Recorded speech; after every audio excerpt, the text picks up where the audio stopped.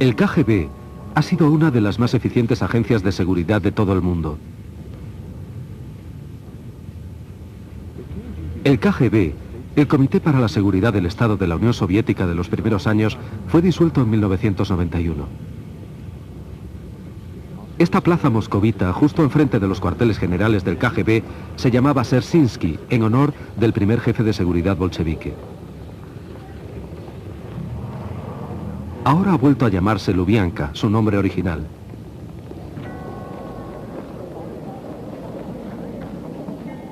Sin embargo, incluso en la actualidad, KGB es sinónimo de secreto, terror y perversidad.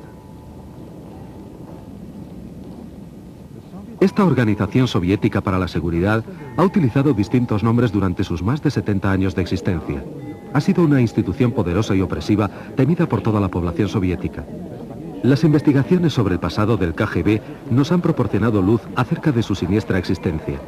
El KGB y sus antecesoras han jugado un papel de la mayor importancia en la historia de Rusia.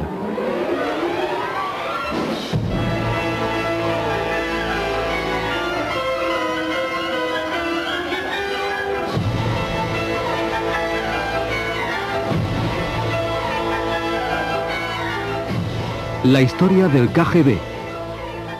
Los primeros años.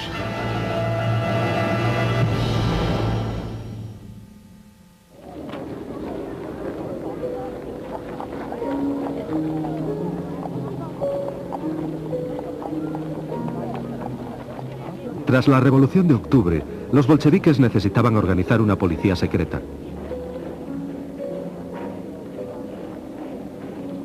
Su partido era pequeño e impopular y parecía obvio que podría perder el poder tan rápidamente como lo había conseguido.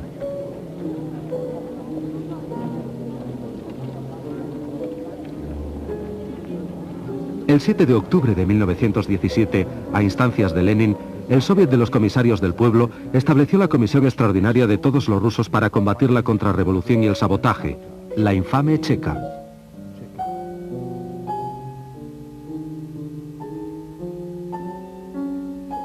Félix Dzerzhinsky fue nombrado presidente de la misma.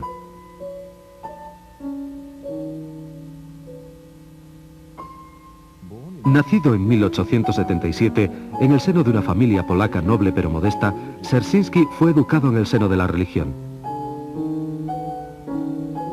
Antes de cumplir 20 años, se unió a los revolucionarios y fue arrestado y encarcelado numerosas veces. Fue elegido para el Comité Central Bolchevique en 1906 y era miembro del Comité Revolucionario Militar que estaba detrás de los sucesos de octubre de 1917.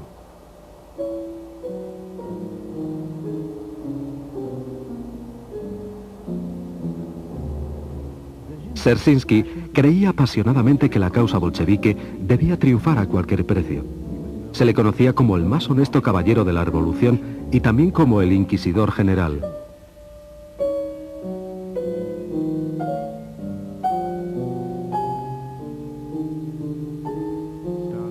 Stalin dijo de él: para la burguesía no existe un hombre tan odiado como el suyo.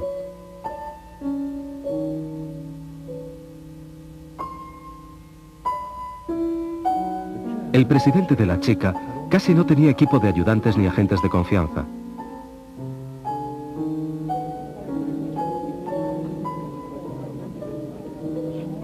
Solamente unos pocos de los primeros 20 hombres permanecerían dentro del círculo interior de Dzerzhinsky, entre ellos Jacob Peters, Iván Xenofontov y Martin Latsis.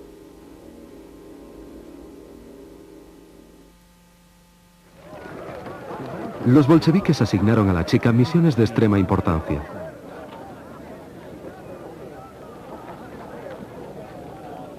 Rusia esperaba que la Asamblea Constituyente definiera y estableciera la base de un nuevo sistema político.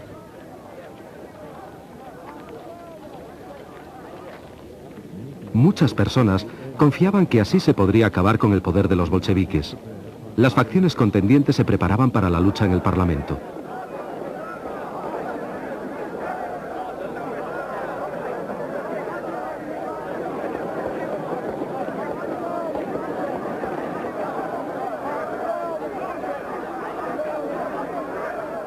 Pero los bolcheviques no tenían intención de renunciar al poder en favor de la asamblea legalmente elegida. En diciembre de 1917, los agentes de la Checa arrestaron a los miembros de la Unión para la Defensa de la Asamblea Constituyente.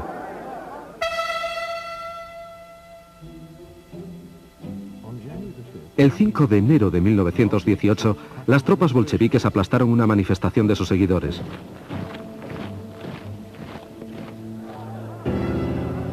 La asamblea se reunió en el Palacio Tauride.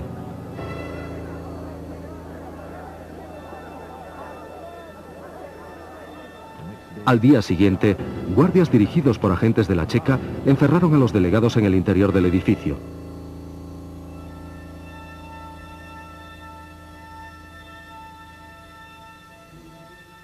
Esa noche, dos delegados, Andrei Singariov y Fidor Kokoskin, que habían sido arrestados anteriormente, fueron brutalmente asesinados por guardias rojos borrachos.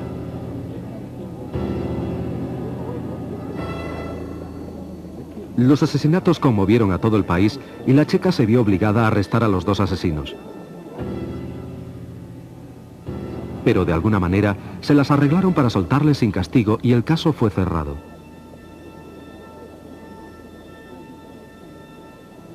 Este incidente representó una muestra de los sucesos que a continuación iban a desarrollarse. Poco a poco, la Checa adquirió una gran soltura en manipular a las multitudes y causar muertes violentas. Pero la situación de los bolcheviques era precaria. En febrero de 1918, la República Soviética estaba al borde de la derrota militar. Petrogrado estaba amenazado seriamente. Lenin firmó el siguiente decreto: la patria soviética está en peligro. Con él, los agentes de la Checa estaban autorizados a fusilar en cualquier momento y lugar a agentes enemigos, criminales, especuladores, agitadores contrarrevolucionarios y espías alemanes. La Checa podía ejecutar a cualquiera. No se necesitaban pruebas concluyentes de culpabilidad. Esto le permitió mantener una férrea disciplina en la retaguardia del Ejército Rojo.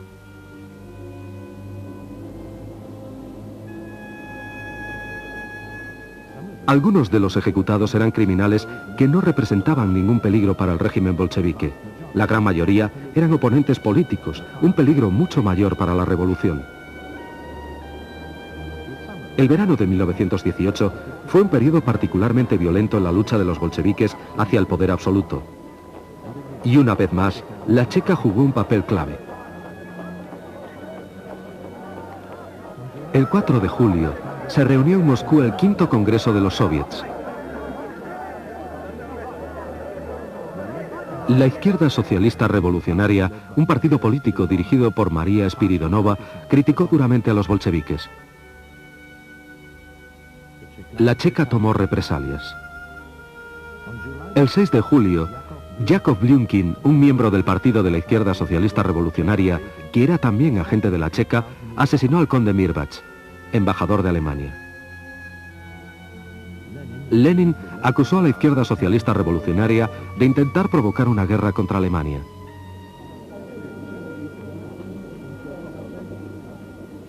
Cuando Dzerzhinsky intentó arrestar al asesino, se encontró con que algunos miembros de la Checa eran leales a la izquierda socialista revolucionaria y se negaron a obedecer sus órdenes. Él y otros jefes bolcheviques fueron arrestados. La lucha había comenzado.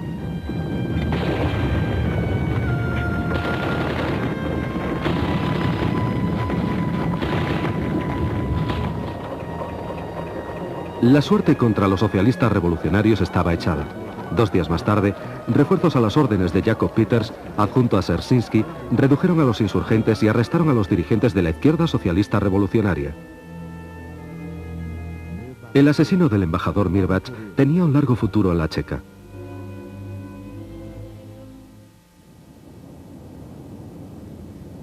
Como resultado de la revuelta de julio, los bolcheviques se hicieron fuertes en el poder, pero todavía no estaban seguros. Su siguiente paso sería el terror organizado. En palabras de Dzerzhinsky, un elemento absolutamente normal de toda revolución. Los bolcheviques esperaron a que se les presentara su oportunidad para lanzar el terror rojo. El 30 de agosto, Moisés Uritsky, presidente de la Checa de la región de Petrogrado, fue muerto. A Lenin le dispararon en Moscú y resultó herido. Los socialistas revolucionarios fueron acusados de ambos atentados.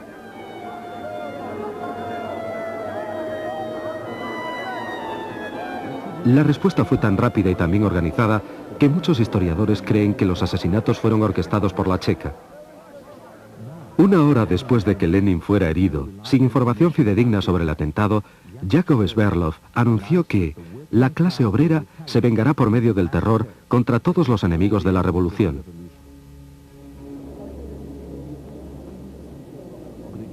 Gregory Zinoviev, presidente del Soviet de Petrogrado, dijo: la burguesía puede matar a varias personas. Nosotros podemos eliminar a una clase entera.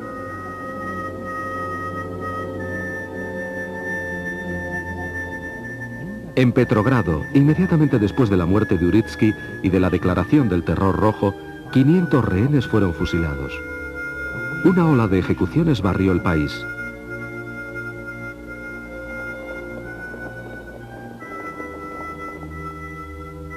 Ahora, las unidades locales de la Checa, compuestas exclusivamente por bolcheviques, eran extremadamente eficientes. Gradualmente, la Comisión Extraordinaria para todos los rusos se introdujo en cada resquicio de la sociedad.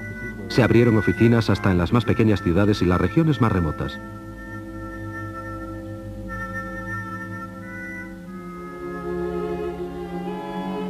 En febrero de 1919, Mikhail Kedrov dirigía el Departamento Especial para la lucha contrarrevolucionaria y el espionaje en el ejército y en la marina.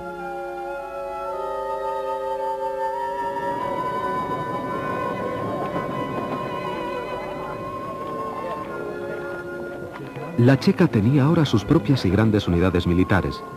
La lista de crímenes que la Checa podía reprimir a su libre albedrío había sido considerablemente ampliada. Ya casi no se conocían límites al extraordinario poder de la Checa.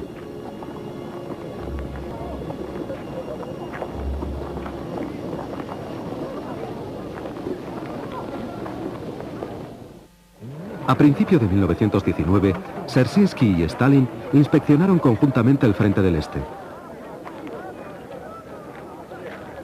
Estuvieron de acuerdo en la importancia de la policía secreta y se daban cuenta de su enorme potencial. Pero el miedo a la Checa no había conseguido paralizar todavía a los enemigos políticos de los bolcheviques. El 25 de septiembre de 1919, una potente bomba estalló en una céntrica calle de Moscú.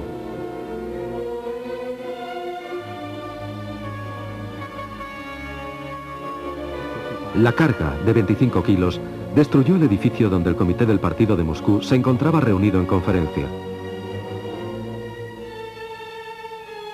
El dirigente bolchevique moscovita Vladimir Zargoski y 11 personas más murieron. 55 resultaron heridos.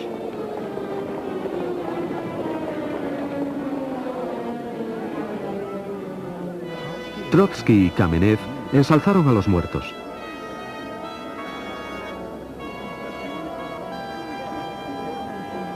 Mientras tanto, la Checa se había puesto a trabajar. Al principio, Dzerzhinsky sospechó que el partido Izquierda Socialista Revolucionaria y el Centro Nacional eran responsables de la bomba. Cientos de miembros de las dos organizaciones que ocupaban diversos cargos fueron fusilados inmediatamente.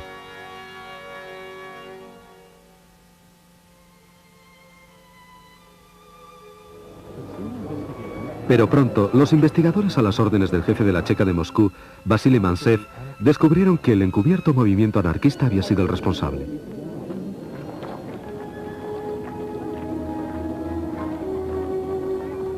Al cabo de 2 semanas, pisos francos, imprentas clandestinas y talleres de explosivos fueron descubiertos y eliminados. Nadie puso en tela de juicio las ejecuciones injustas. La mayoría de los miembros de la Checa ni siquiera las consideraron un error.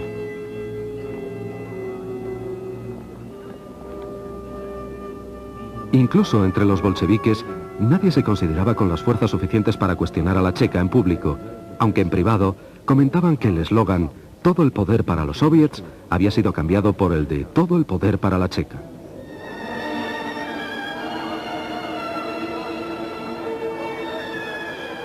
Sin embargo, muchos creían que todo esto estaba justificado por la peligrosa situación militar y política de los soviets.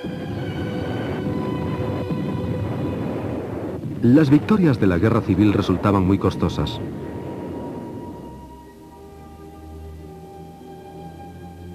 El descontento se extendía por todo el país y saltaba en cualquier lugar.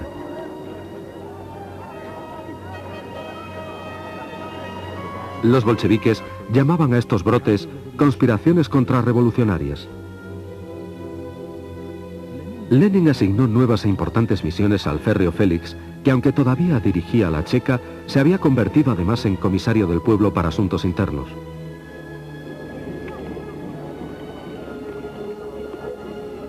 Al mismo tiempo, se hizo cargo del reclutamiento de trabajadores y presidía la comisaría de medios de comunicación.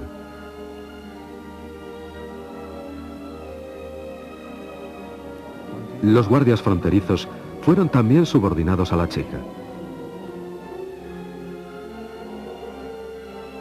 Más tarde, Dzerzhinsky tomó parte en asuntos diplomáticos y se convirtió en miembro del comité científico.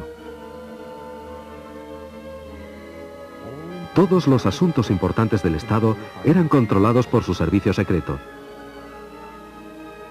Era obvio que los principales objetivos de la Checa no eran los enemigos de la clase obrera, sino cualquiera que se opusiera al bolchevismo. Desde 1918, los soviéticos requisaban los excedentes alimentarios de los campesinos. Unidades armadas especiales de la Checa, las unidades de los alimentos, se encargaban de esta misión y frecuentemente saqueaban todas las provisiones de un pueblo.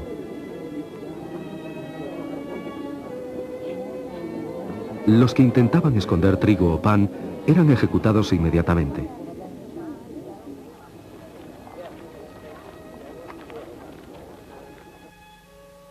Las revueltas campesinas se hicieron frecuentes. En 1920 y 1921, los campesinos de la región de Tambov, conducidos por Alexander Antonov, iniciaron una guerra de guerrillas contra los bolcheviques.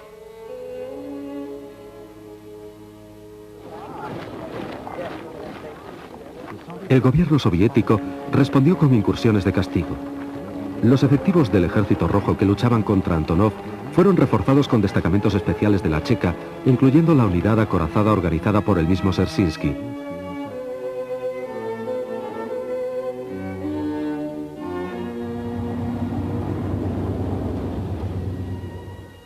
Se tomaron como rehenes a las familias de los rebeldes. Se estableció una red de campos de concentración a través de toda la región. A los grupos de guerrilleros que no se rindieron se les exilió o fusiló.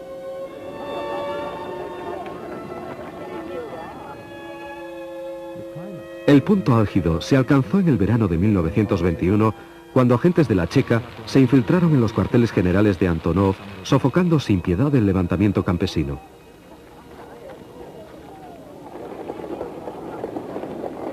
Ese mismo año, los bolcheviques reprimieron también la otra amenaza a su poderío, la revuelta de los marineros de la base naval de Kronstadt.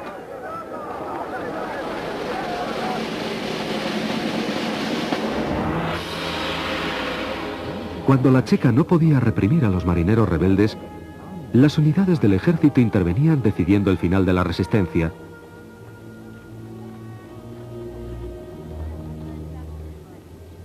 Y la Checa remataba el trabajo. Muchos rebeldes fueron fusilados, otros fueron encarcelados o exiliados.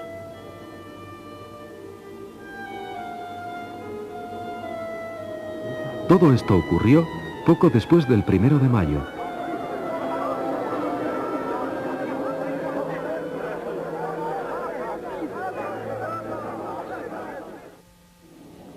En 1921, Rusia atravesó una espantosa hambruna que causó la muerte de 5 millones de personas. La gente de la región del Volga llegó a comer hierba. Como se ha demostrado, se llegó incluso al canibalismo.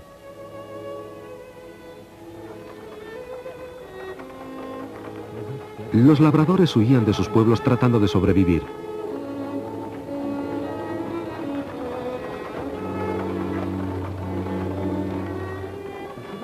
El mundo civilizado estaba conmovido y se dispuso a prestar ayuda.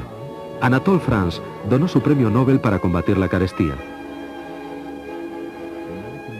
Se fundó la Administración Americana de Socorro para llevar alimentos a Rusia.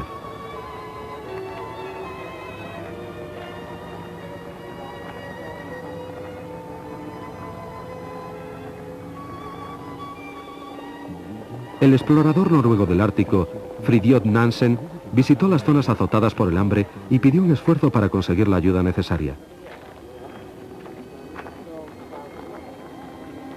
Pero la checa estaba convencida de que los esfuerzos de socorro solamente eran una excusa para espiar.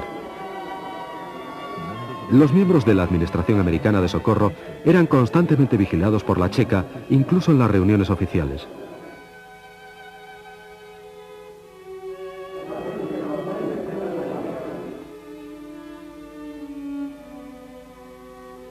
Muchos fueron detenidos. La Iglesia Ortodoxa rusa, dirigida por el patriarca Tijón, recogió donativos para los hambrientos campesinos.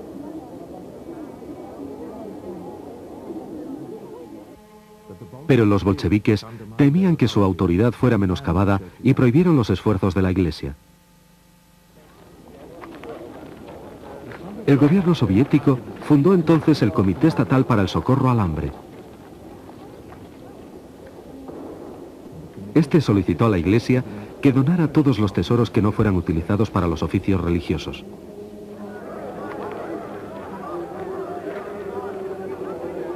En realidad, esto representaba una maniobra auspiciada por la checa para adueñarse de todas las posesiones de la Iglesia.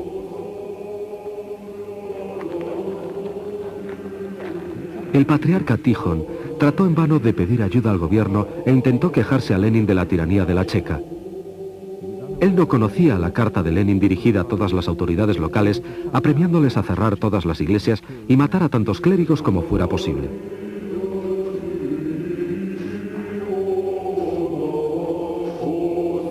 La insistencia del patriarca acabó con su arresto domiciliario y su posterior destierro al monasterio de Donskoy, donde murió en 1925 en fecha no determinada.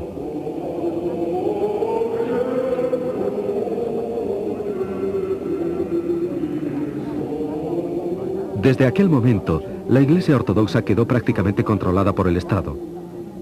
Tras 8 años de dominio bolchevique, la mayoría de las iglesias habían sido desacralizadas o destruidas.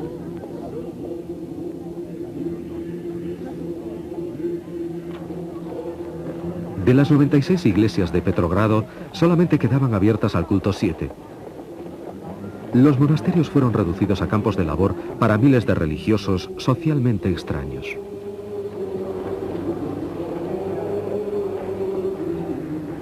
La tesorería del Estado absorbió los bienes de la Iglesia, valorados en millones de rublos oro, pero que sin embargo no fueron utilizados para aliviar el hambre. Los bolcheviques favorecieron otras empresas. Un tren especial de la Checa fue enviado desde Moscú a Siberia. Transportaba a agentes dirigidos por el mismo Dzerzhinsky para requisar alimentos.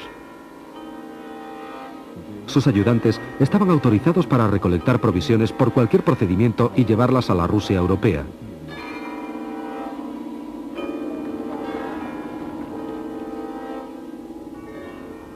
Cuando Dzerzhinsky volvió de su viaje por el pan en febrero de 1922, ya no era el jefe de la Checa, sino el presidente de la agencia política principal, la GPU, creada en el seno del Comisariado Popular de Asuntos Internos, la NKVD.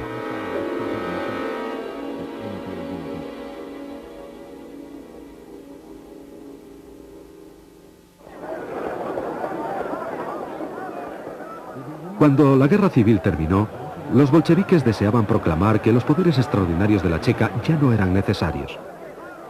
La administración política era lo más importante.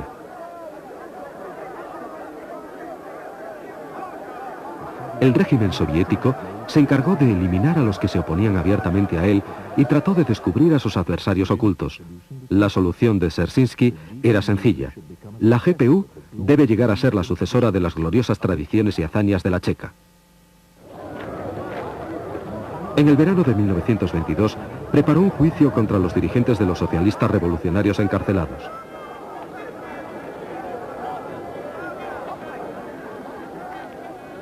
Fue precursor de los juicios para la galería que Stalin llevó a cabo en los años 30.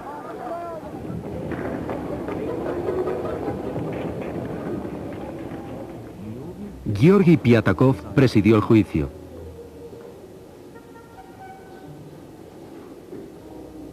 Nikolai Krylenko y Anatoly Lunacharsky fueron los acusadores. Los asistentes al alto tribunal eran en su mayoría agentes de la GPU vestidos de paisano.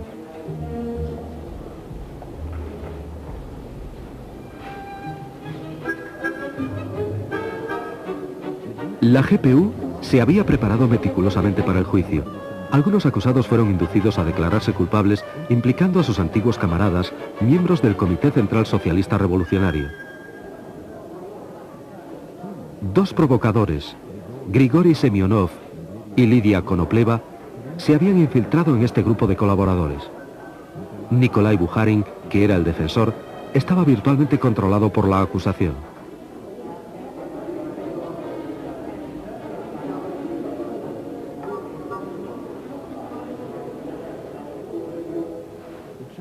Las acusaciones, que iban desde provocar la guerra civil hasta la intentona de asesinato de Lenin, no tenían base. Sin embargo, Krylenko solicitó la pena de muerte.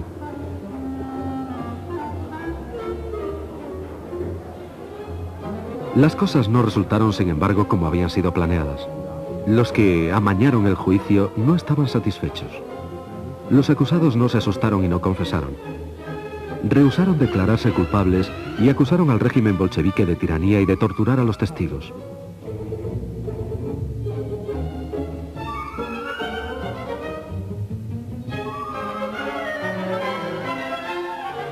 El gobierno no se atrevió a sancionar la pena capital. Lev Kamenev sugirió que la ejecución fuera demorada indefinidamente y que los 12 socialistas revolucionarios fueran encarcelados de por vida.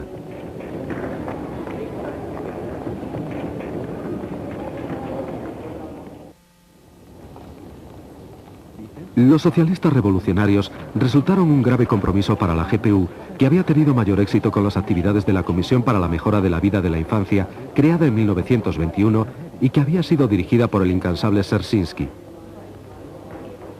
De acuerdo con el comisario popular de Educación Lunacharsky, Dzerzhinsky creía que el comisariado de Educación era inadecuado y necesitaba la experiencia de la Checa.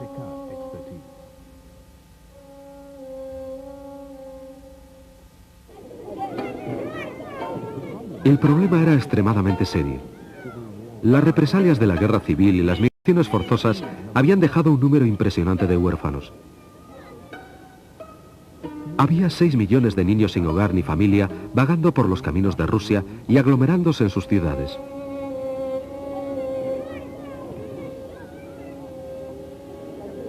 Los objetivos de la Checa al fundar esta comisión eran no solo mejorar las condiciones de vida de la infancia, sino disminuir a su vez la delincuencia infantil. Se construyeron orfelinatos especiales en toda Rusia bajo la supervisión de la Checa GPU. Les dieron amparo, ropas, comida y educación elemental.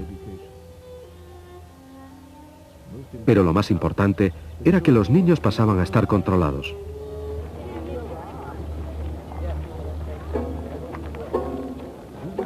Los delincuentes juveniles fueron enviados a reformatorios donde la reeducación se llevaba a cabo por medio del trabajo.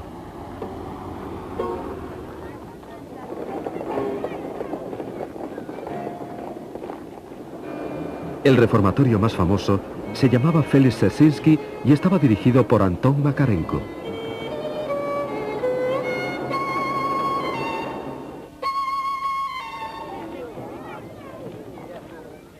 En diciembre de 1922, los soviets celebraron el 5º aniversario de su servicio secreto. Los mejores soldados de la GPU desfilaron en la Plaza Roja y se celebró una gran fiesta en el Teatro Bolshoi, en la cual Mikhail Kalinin se dirigió al público con estas palabras. La humanidad entera debe estar agradecida a la Checa, declaró.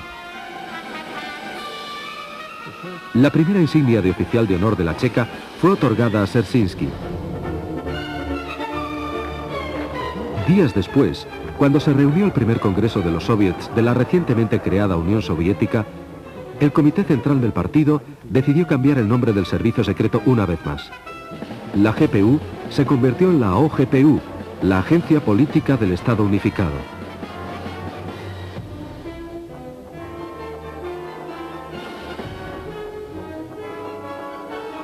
Esta organización debía vigilar no solamente a Rusia, sino a toda la Unión Soviética.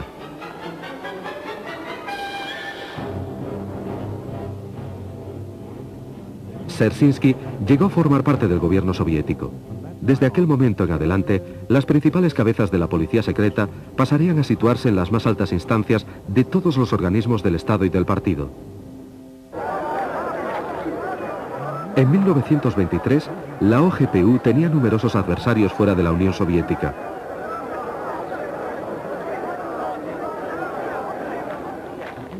El enemigo recurrió con frecuencia a atentados terroristas. El distinguido diplomático soviético Vlakov Borovsky fue tiroteado a quemarropa en Lausanne. En Rusia, la OGPU, famosa por sus métodos terroristas, deploró el asesinato y organizó una protesta pública contra el asesinato político.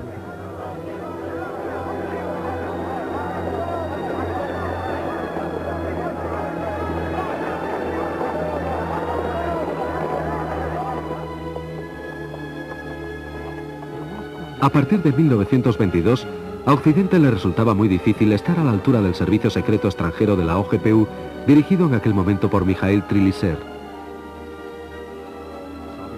La influencia soviética era especialmente importante en Persia y Afganistán.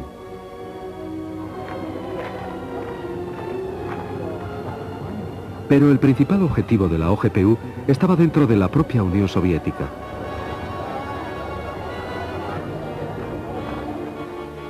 Lenin estaba muy enfermo y era esencial elegir un sucesor. Al mismo tiempo que las luchas internas del partido se hacían más intensas, Lev Trotsky, Nikolai Bukharin, Lev Kamenev, Grigori Zinoviev y Mikhail Tonsky parecían destacar como candidatos principales en la batalla por el poder. Pero solo 3 personas poseían realmente el poder. Trotsky, que controlaba el Ejército Rojo, Dzerzhinsky con la OGPU y Stalin con los aparachiks del partido. El odio a Trotsky unió a Stalin y a Dzerzhinsky.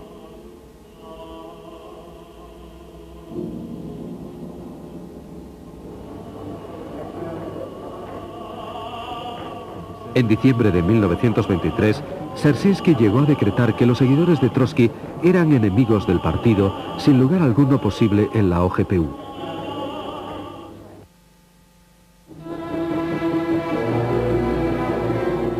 El día 21 de enero de 1924, Lenin moría.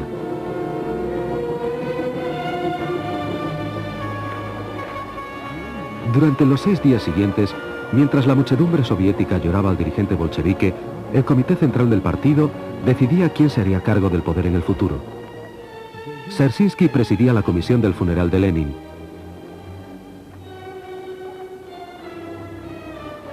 Cinco días después, pasaba a ocuparse del Soviet Supremo de Economía Popular sin haber renunciado a su puesto principal de jefe de la OGPU. Stalin continuaba siendo secretario general del partido bolchevique. Lenin se había opuesto abiertamente, pero con la ayuda de la OGPU, su testamento y sus últimas disposiciones fueron ocultados a la organización del partido y a sus miembros.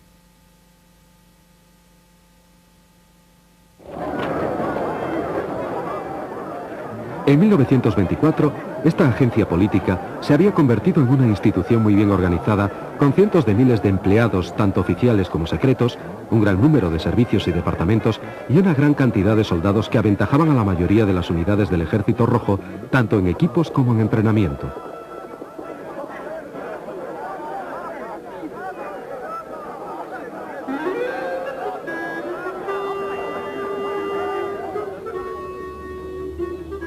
El presupuesto anual de la OGPU, incluyendo a los guardias fronterizos y a las unidades militares, era de 4 millones de rublos oro.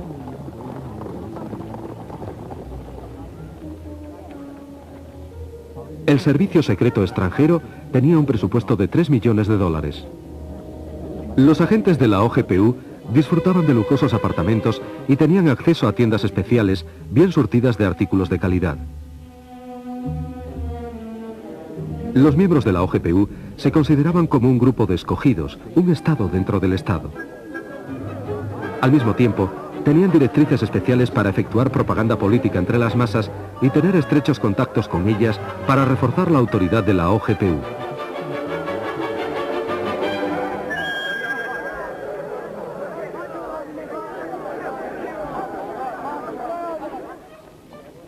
Dirigidos desde arriba, muchos organismos soviéticos suministraban auxilio a las distintas unidades de la OGPU.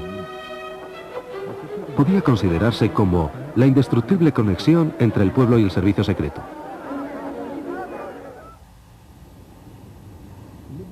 El generoso apoyo financiero y la gran experiencia permitieron al servicio secreto soviético llevar a cabo diversas operaciones que fueron coronadas por el éxito. Una de las más famosas fue la detención en 1924 de Boris Savinkov, un viejo y duro enemigo de los soviets. Savinkov era miembro de la organización militar de los socialistas revolucionarios. Había vivido en el exilio desde 1918, esperando que a los bolcheviques les cambiara la suerte. La OGPU comenzó la cacería de Savinkov. Entre 1921 y 1924, cientos de personas fueron arrestadas y acusadas de asociarse con él. Algunos traicionaron al jefe de los socialistas revolucionarios. Pero no se podía conseguir que Savinkov mordiera el anzuelo y volviera a territorio soviético. No, hasta que le fue ofrecida la jefatura de una organización secreta ficticia. El jefe del contraespionaje de la OGPU, Artur Artusov, supervisó la operación, cuyo nombre secreto era Sindicato 2.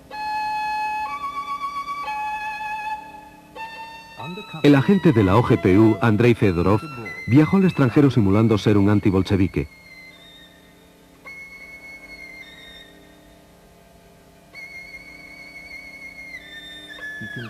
Convenció a Savinkov que los rusos esperaban su vuelta. Después de que Savinkov y sus compañeros cruzaran la frontera, el adjunto a Artuzov, Piliar, los detuvo en Minsk. El tribunal emitió un veredicto sensacional. Savinkov no fue ejecutado, sino condenado a 10 años de prisión.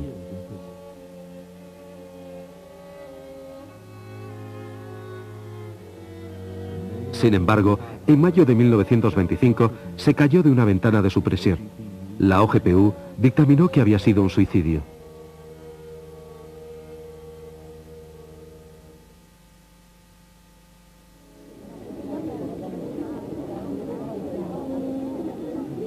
A lo largo de 1925, Stalin reforzó su posición. Su maniobra más importante fue cesar a Trotsky como jefe del Ejército Rojo.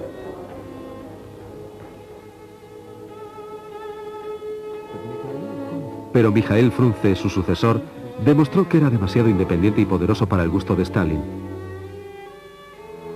Ese mismo año, Frunze moría convenientemente durante una operación de cirugía. Se le había avisado de que no se operase, un hecho que nunca fue mencionado en los informes médicos que siguieron a continuación. Había existido una clara conexión entre la policía secreta y médicos corruptos.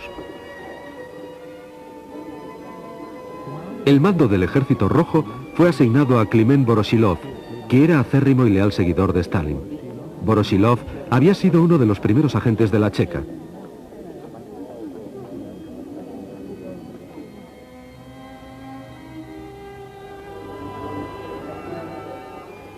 En 1925 tuvo lugar otra lucha intestina por el poder en el seno del partido. Con el firme soporte de Dzerzhinsky, Sergei Kirov se convirtió en secretario de la organización del partido de la ciudad de Leningrado. Sustituyó a Grigori Zinoviev, jefe de la nueva oposición, y estaba resuelto a comprobar la creciente influencia política de Stalin.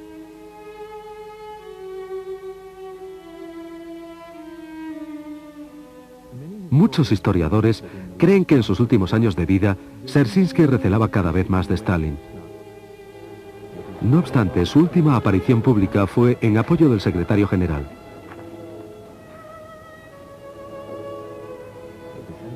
En el pleno del comité del 20 de julio de 1926 se mostraría crítico ante los oponentes de Stalin, Georgi Piatakov y Lev Kamenev. Inmediatamente después de su discurso, Dzerzhinsky sufrió un colapso. El médico acudió a atender al enfermo bastante tarde. 2 horas después, Dzerzhinsky moría en brazos de su subordinado, Abram Belenki.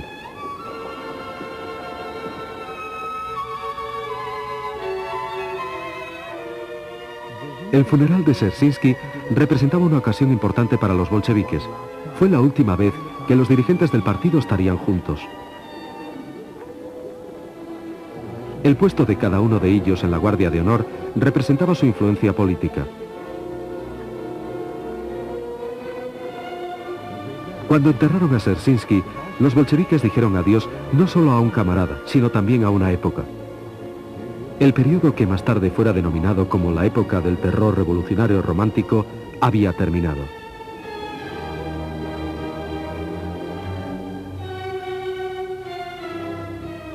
El 30 de julio de 1926, Vyacheslav Meszynski se convertía en presidente de la OGPU.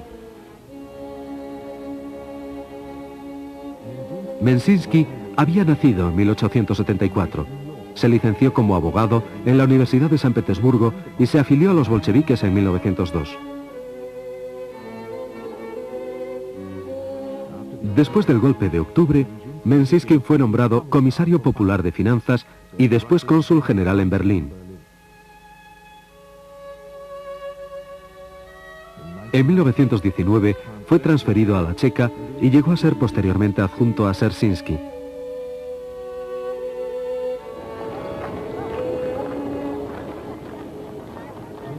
Meszynski era muy diferente de sus colegas.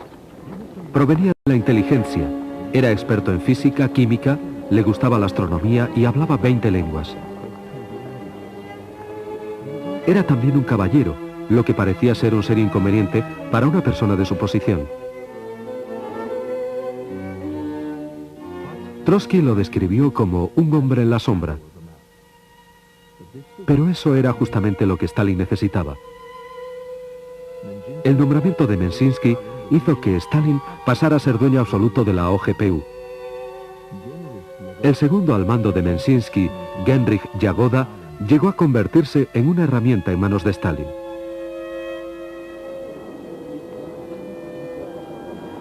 Stalin forjó su reino de terror utilizando a cada paso a la OGPU.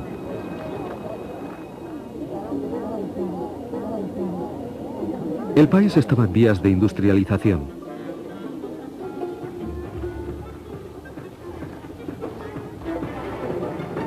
Los grandiosos planes y los caprichosos plazos de tiempo eran imposibles de alcanzar. La cuidadosa planificación de los proyectos de construcción y el duro trabajo de los obreros se desperdiciaban debido al caos, a la mala dirección y a la falta crónica de los suministros más necesarios.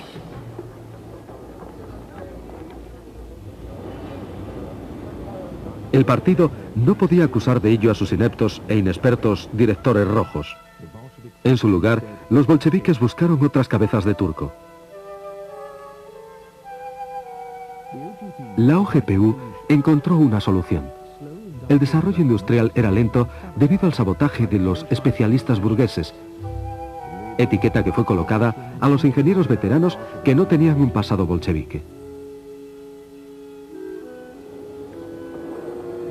Un grupo de ingenieros experimentados de la cuenca carbonífera del Donets fue detenido en 1928, acusados falsamente de actividades contrarrevolucionarias. El caso Shatki, elaborado por la OGPU, fue uno de los primeros juicios para la galería.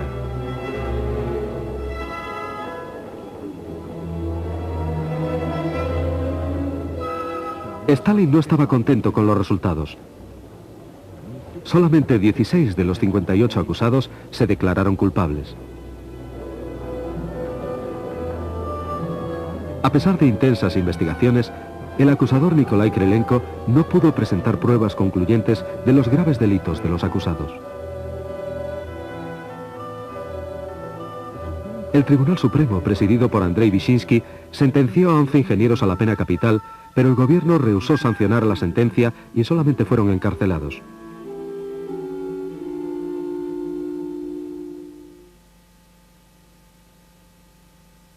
Durante 2 años, Krylenko y la OGPU montaron un nuevo caso. Ahora aparecieron saboteadores en todas las industrias soviéticas. Todas las empresas fueron purgadas. Todos los miembros de la oposición del partido y aquellos que no tuvieran un pasado proletario estaban perdidos. Juzgados en tribunales populares, eran remitidos a las comisiones de la OGPU y enviados a campos de trabajo y de concentración. La Comisión Central de Purgas estaba dirigida por Jakob Peters.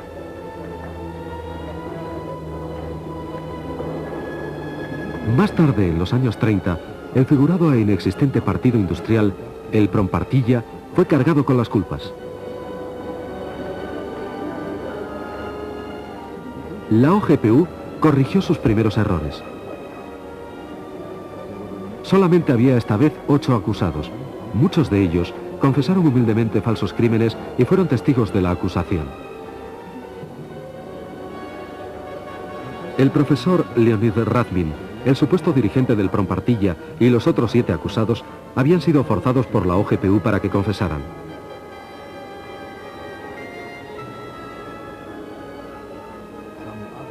Algunos otros acusados menos cooperantes habían sido ejecutados. En una representación teatral de Gracia, se sentenció a muerte a aquellos que confesaron, pero se les conmutó la sentencia 2 días después por una pena de 10 años de cárcel.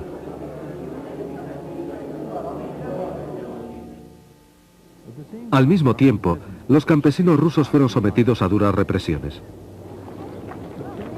La primera etapa de colectivización que Stalin llevó a cabo comenzó en 1928. Millones de campesinos que no deseaban ir a las granjas colectivas fueron represaliados. Los kulaks, o campesinos ricos, fueron exiliados. Cualquier labrador podía ser considerado un kulak. Estas acciones de represalia fueron disfrazadas como lucha contra los kulaks.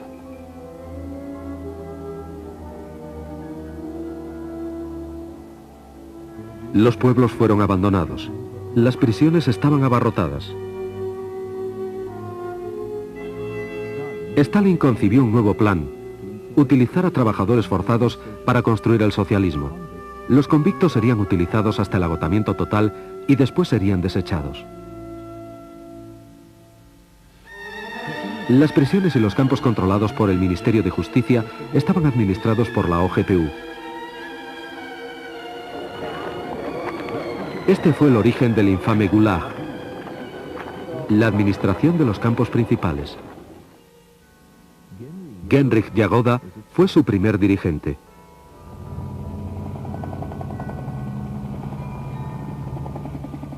Solovki fue el campo de pruebas del Gulag.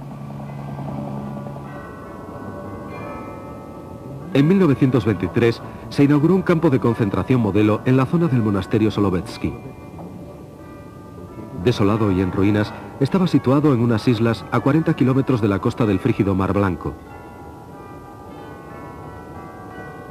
Durante los 6 meses de invierno no había contacto con tierra firme.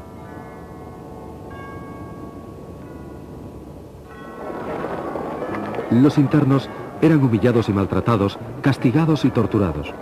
Muchos fueron ejecutados sin juicio alguno.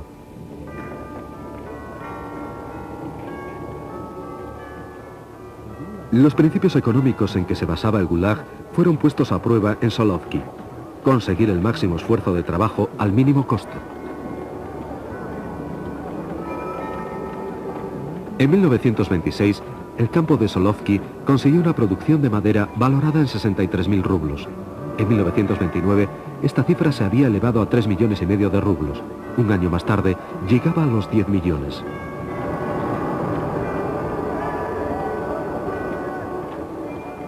El número de convictos pasó de 3.000 en 1923 a 50.000 en 1930. La productividad aumentó 10 veces. Esta era la economía del Gulag.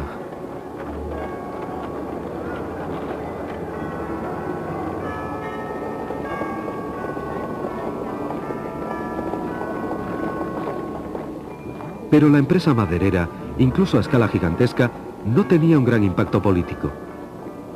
Stalin deseaba un proyecto monumental que se pudiera llevar a cabo fácilmente y a poco costo, que arrojara unos resultados impresionantes.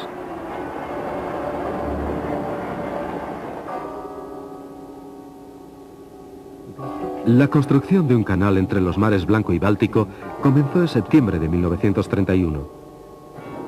Miles de sentenciados serían sacrificados en este gigantesco proyecto supervisado por la OGPU.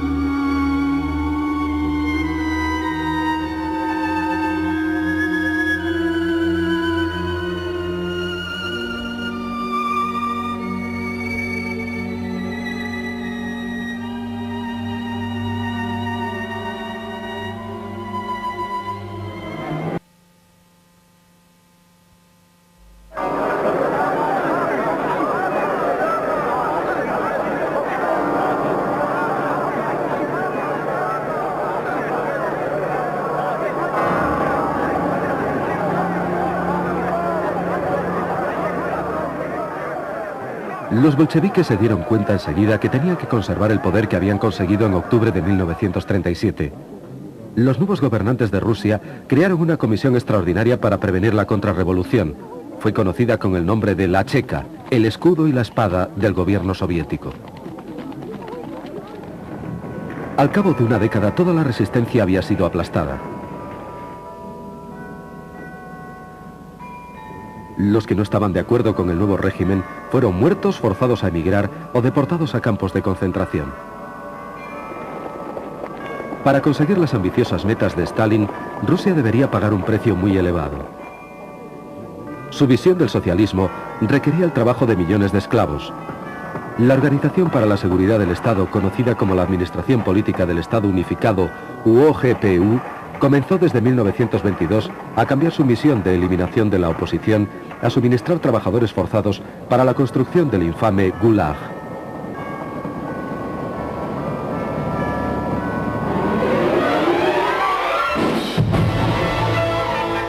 La historia del KGB.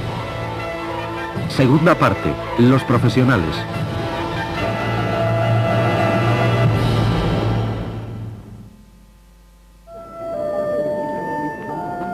El primer gran proyecto de la OGPU, un canal entre los mares Blanco y Báltico de poco valor práctico, debía demostrar al mundo el impresionante potencial soviético.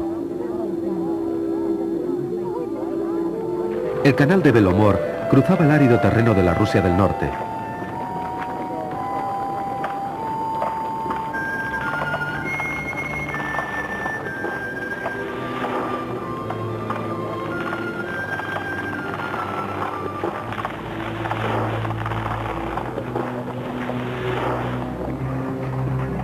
Millones de metros cúbicos de rocas y tierra fueron excavados a mano.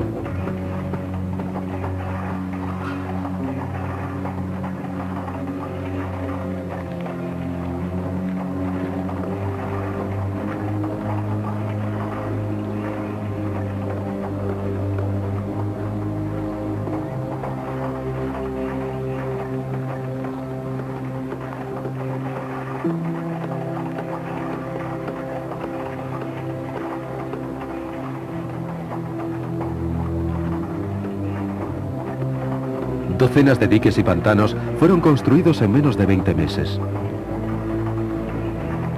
Incluso los noticiarios cinematográficos oficiales fueron testigos de estos horrores. Alexander Solzhenitsyn estimó la mortandad de los trabajadores forzosos en 1 millar de personas al día. Al cabo de un año, un número enorme de obreros había perecido, solo para ser sustituidos a continuación.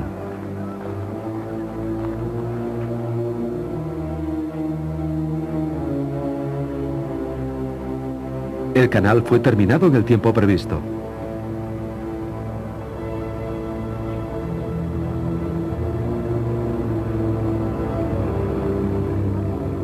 Los dirigentes de la OGPU se lo comunicaron orgullosamente a Stalin antes de la celebración del 1 de mayo de 1933.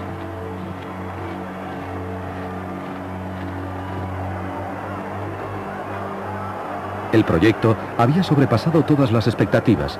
Solamente se habían gastado la cuarta parte de los 400 millones de rublos presupuestados.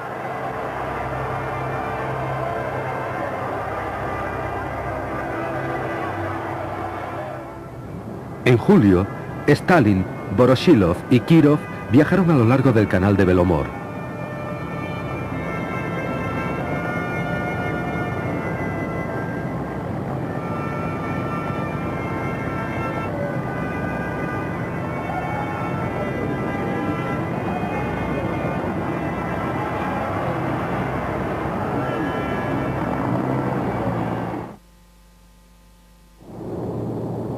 La OGPU pasó a encargarse de otros proyectos. Desde 1932 a 1937 fue construido un canal de 130 kilómetros entre Moscú y el Volga. Las condiciones en las que se trabajaba eran ínfimas. Esta nueva ruta unía a la capital soviética con los 5 mares, pero a un costo humano desmesurado.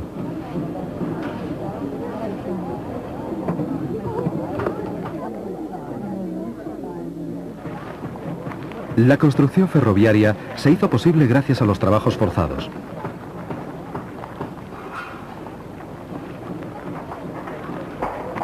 Los prisioneros del Gulag construyeron enormes complejos industriales en los Urales, Siberia y en el lejano norte.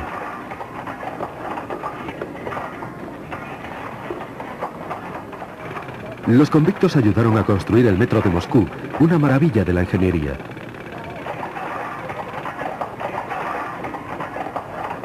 Los cortometrajes oficiales solamente mostraban a obreros entusiastas.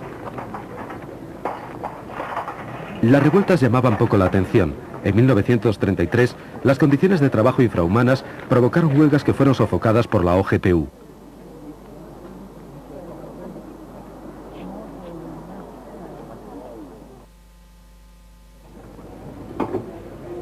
La seguridad soviética deseaba tener el control total de la población.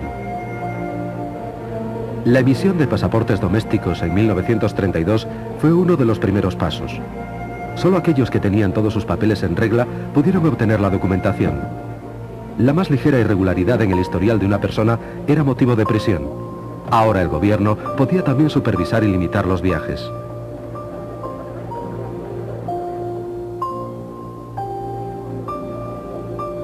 No contentos con esto, se realizaron todos los esfuerzos posibles para regular el pensamiento y los sentimientos de la población soviética, en particular los de la inteligencia.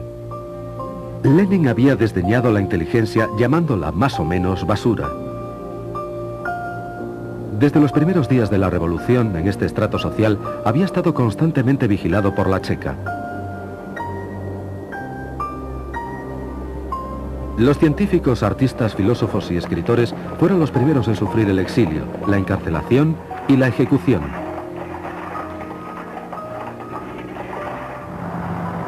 En 1922, la OGPU deportó a 200 prominentes intelectuales.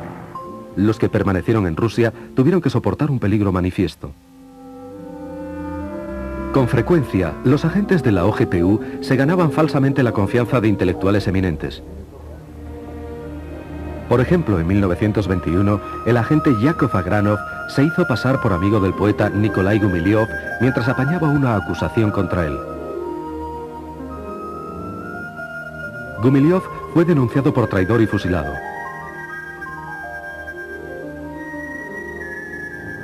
Agranov se hizo entonces amigo de otro poeta, Vladimir Mayakovsky.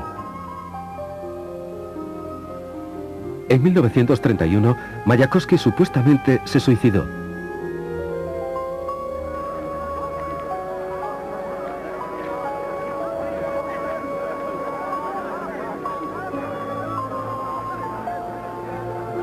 Todavía existen muchas dudas acerca de la muerte de otro genio de la literatura, Sergei Yesenin.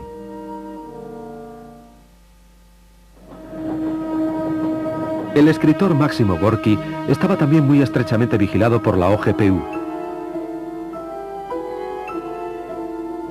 En 1928, Gorki aceptó en su residencia de Italia una invitación del gobierno soviético para volver a su patria. El delegado jefe de la OGPU, Henryk Jagoda, asumió la responsabilidad personal del éxito de la vuelta a Rusia y de su simultánea reeducación.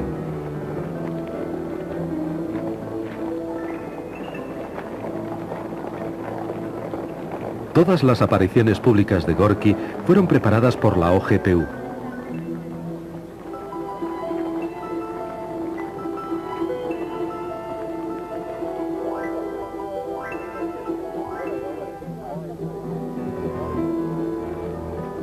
La gente que le rodeaba, incluyendo su cocinero y su jardinero, fueron seleccionados y controlados por la policía secreta. Se tomaron grandes trabajos para que la realidad soviética le pareciera idílica a Gorki. Se le permitió vivir con lujo. Stalin dio, en su honor, su nombre a buques, calles y ciudades, y le ofreció destacados puestos oficiales, incluyendo el de comisario de la educación. Stalin esperaba que Gorki le manifestara su gratitud escribiendo un libro que alabara al dirigente soviético. De hecho, el régimen soviético ya había sido elogiado por algún eminente escritor occidental invitado a la Unión Soviética, entre ellos Bernard Shaw y Henry Barbus. Misteriosamente, Barbus falleció de repente en Moscú poco después que se publicase su libro en el que alababa a Stalin.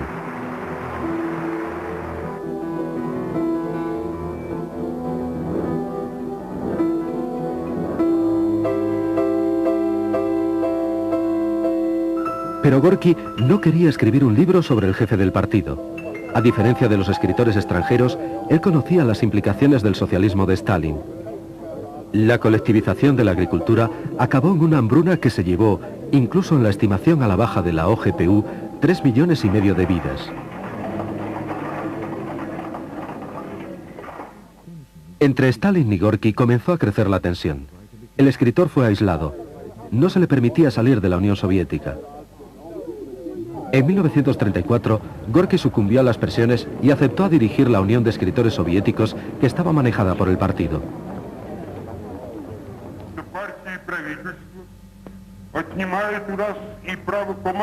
El partido y el gobierno hacen que no sea precisa la necesidad de que unos manden a otros.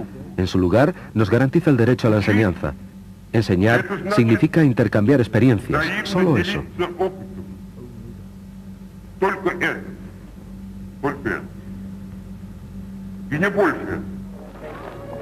Con Gorki como escudo protector, tanto Stalin como la OGPU se aseguraron el dominio en el campo literario. Más de la tercera parte de los 600 delegados del primer Congreso de Escritores Soviéticos fueron víctimas de los horrores de la policía secreta.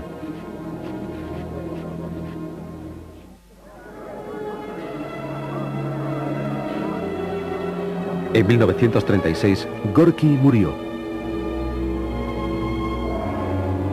De acuerdo con las fuentes oficiales, la negligencia de sus médicos fue la causa de su muerte, pero los historiadores opinan que la culpa fue de la OGPU.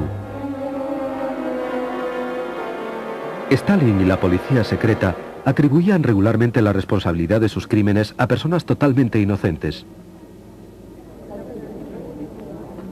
1934 fue un año de cambio. A principios se celebró el 17º Congreso del partido. Más tarde fue llamado el Congreso de los Vencedores, en el que, por supuesto, había existido unidad interna y ausencia de disensión.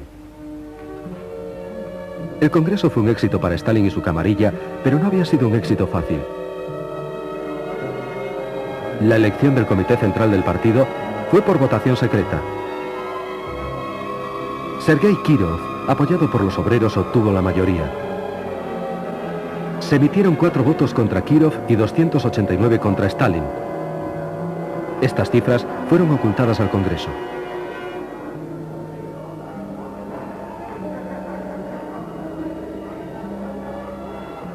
Stalin llevó a cabo un fraude masivo falsificando los resultados. Solo se contabilizaron 3 votos contra Stalin. El equipo de grafólogos de la OGPU descubrió quiénes se habían opuesto a Stalin. Su brazo derecho, Nikolai Yezhov, y sus subordinados incluyeron en la lista negra a los disidentes.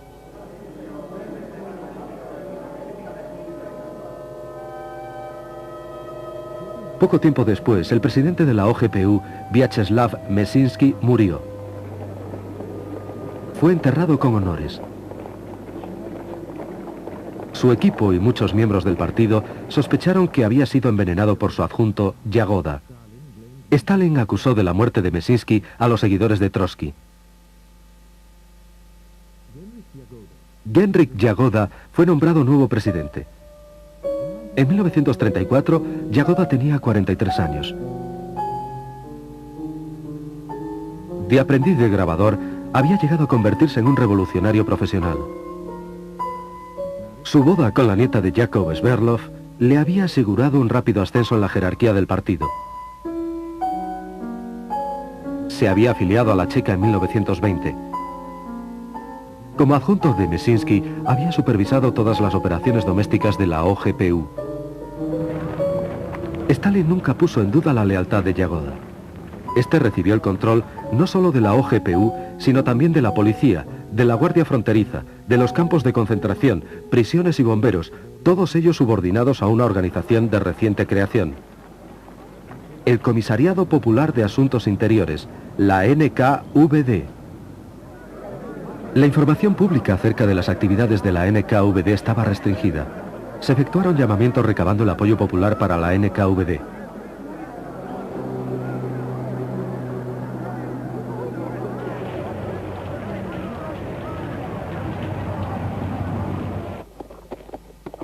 Los noticiarios cinematográficos mostraban a los guardias fronterizos mientras patrullaban a lo largo de la mayor frontera terrestre que existía en el mundo.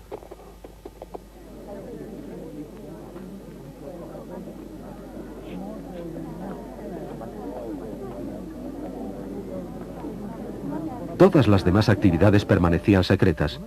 Una de las primeras acciones de Yagoda fue establecer conferencias especiales, organismos punitivos con autoridad para firmar sentencias de muerte sin llegar a ver al acusado.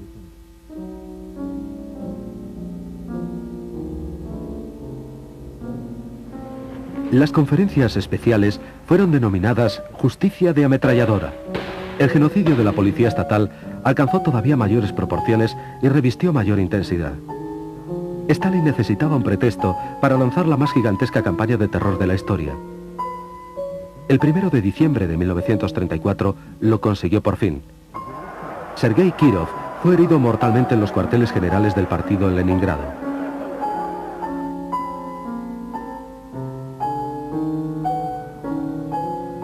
Inicialmente, su muerte fue atribuida a un demente asociado con un grupo imaginario de saboteadores. Pero de hecho, el asesinato fue llevado a cabo por la sección de la NKVD de Leningrado, siguiendo órdenes de Stalin.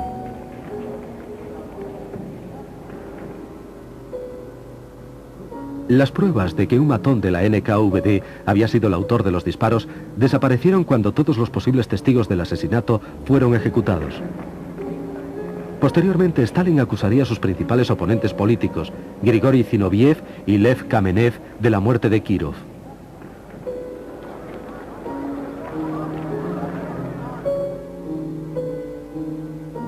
El 15 de enero, ambos fueron juzgados y sentenciados a 5 años en los campos de trabajo, aunque no existían pruebas de su culpabilidad.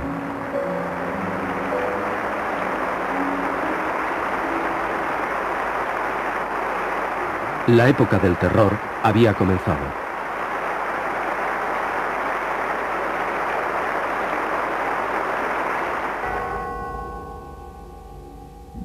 En 1936, el secretario del Comité Central del partido, Nikolai Yezhov, comenzó a preparar el primer juicio de Moscú.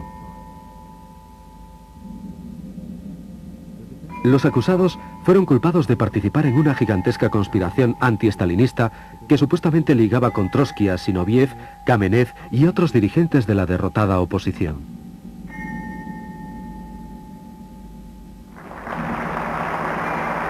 El juicio de agosto de 1936 terminó con la pena de muerte para todos los acusados.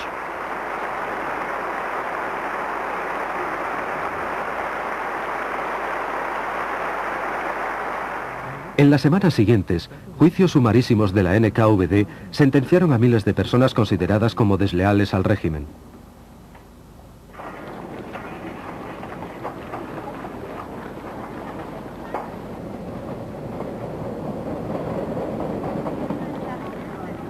Muchos comunistas extranjeros que vivían en la Unión Soviética fueron arrestados.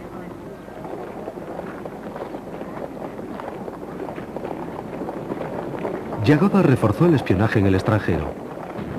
La Guerra Civil Española dio a los agentes de la NKVD la oportunidad perfecta para deshacerse de los miembros disidentes del comunismo internacional.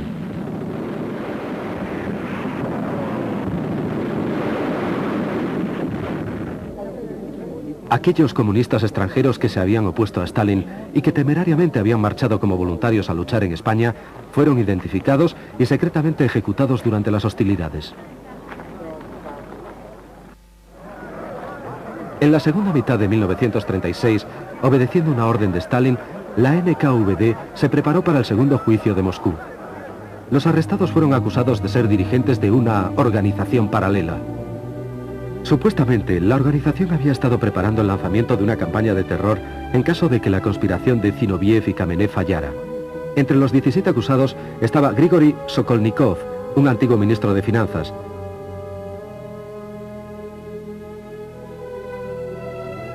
Georgi Piatakov, que fue uno de los jefes de la industria pesada. Karl Radek, el famoso periodista, y otros. El 30 de junio de 1937, 30 personas completamente inocentes fueron fusiladas en los sótanos de la NKVD. 3 semanas más tarde, el comisario del pueblo para la industria pesada, Sergo Orsonikidze, murió súbitamente. Era uno de los más íntimos colaboradores de Stalin y su amigo personal. Se había sentido con derecho a criticar las decisiones de Stalin.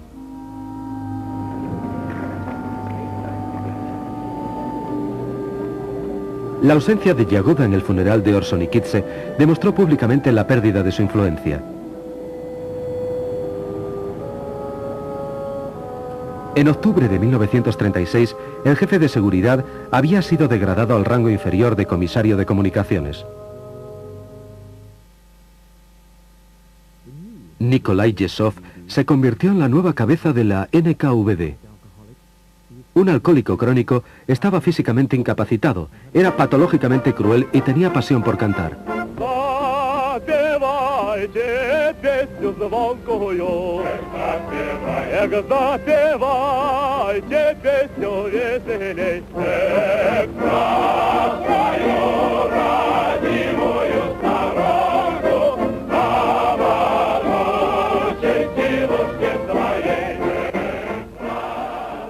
El periodo más espantoso de la historia soviética había comenzado.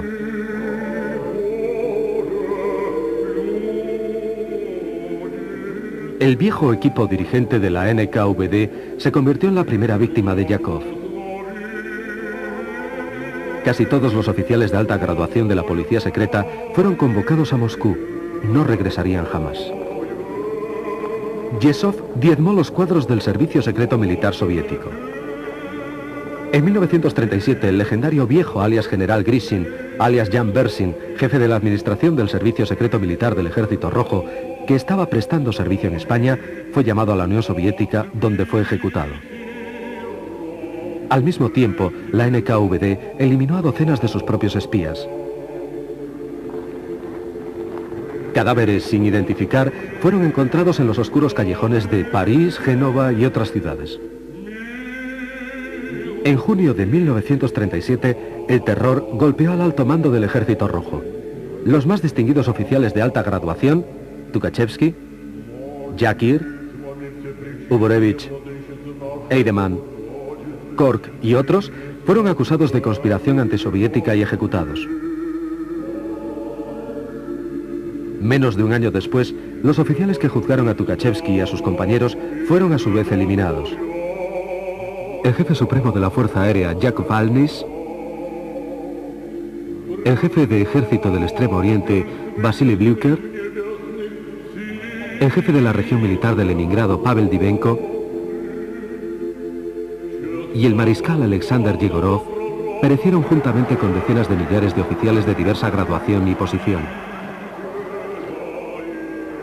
El éxito de esta purga fue celebrado en una reunión para conmemorar el 20º aniversario del aparato de seguridad soviético, que había comenzado con la Checa, continuó con la OGPU y estaba ahora encarnado en la NKVD. El acontecimiento se conmemoró el 20 de diciembre de 1937 en el Teatro Bolshoi.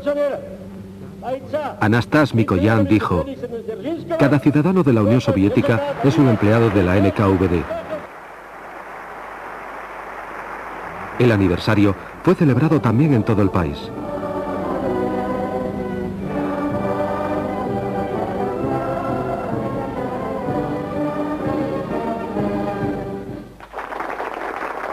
Yezhov fue galardonado con la Orden de Lenin. Unidades militares, empresas industriales e incluso maquinarias fueron llamadas en su honor como él.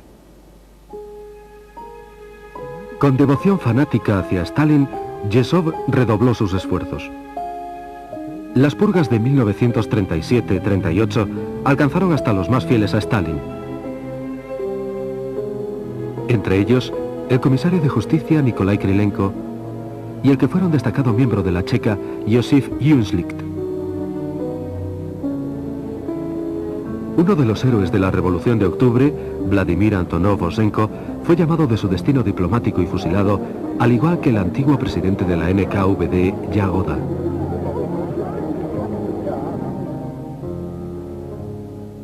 Yagoda era el principal testigo y colaborador de los crímenes de Stalin, incluyendo el asesinato de Kirov. Cuando a Stalin le fue imposible evitar las sospechas públicas del asesinato, hizo recaer la culpa en la NKVD dirigida por Yagoda. Súbitamente, se relacionó a Yagoda con Trotsky y se le hizo responsable de las muertes de Mesinsky y Gorky.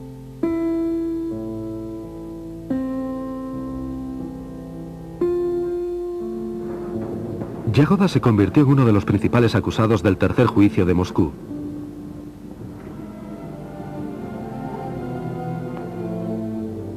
Junto a él estaba el teórico y miembro del Politburó Nikolai Bukharin, el jefe del gobierno soviético Alexei Rykov, el secretario del Comité Central Nikolai Kresinsky, antiguo adjunto a Lenin,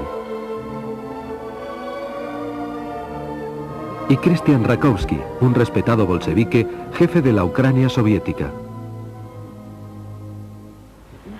El infame Andrei Vyshinsky representaba a la acusación.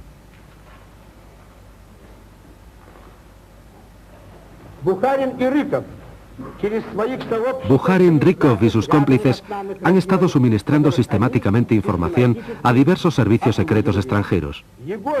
Espías alemanes y polacos han acudido como moscas alrededor de Yagoda, y él no solo los ha protegido, sino que ha espiado para ellos.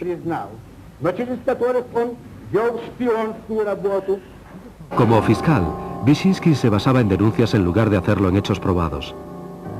La NKVD se encargaba de forzar las confesiones. Sus agentes empleaban las más espantosas torturas sin necesidad de autorización.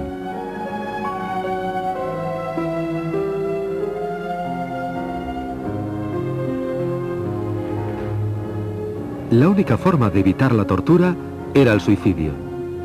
Algunos se atrevieron a cometerlo, entre ellos Mikhail Tomsky, Jan Gamarnik y Piotr Skripnik.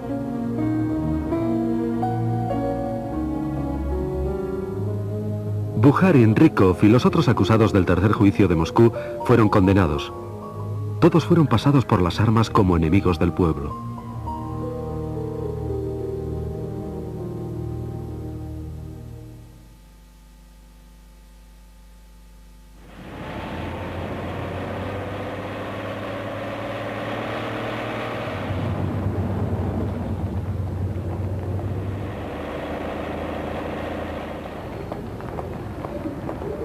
La justicia había desaparecido del Estado soviético, se había eliminado sistemáticamente a los viejos bolcheviques y se había declarado la guerra a las masas populares. El futuro de cada individuo era peligrosamente incierto. La NKVD podía arrestar a cualquiera en cualquier parte y a cualquier hora.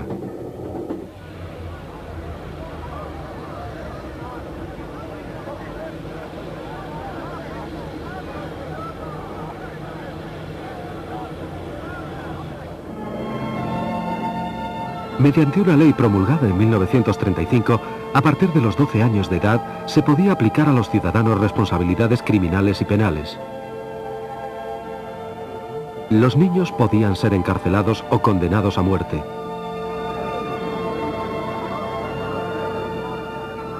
Los horrores de la política de terror de Yezhov fueron denunciados en Occidente.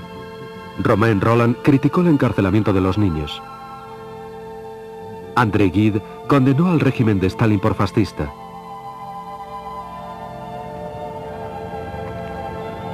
Incluso Herbert Wells, que siempre había simpatizado con la causa soviética, no pudo ya seguir emitiendo juicios favorables a la misma. Pero Stalin todavía tenía aliados. Leon Feuchtwanger, que visitó la Unión Soviética en 1937, escribió una oda al dirigente soviético. Mi primera impresión es la de que Stalin es una persona sencilla. El pueblo soviético no solo le respeta, sino que le adora. Nadie podría tener más mérito para ser el representante de 170 millones de personas.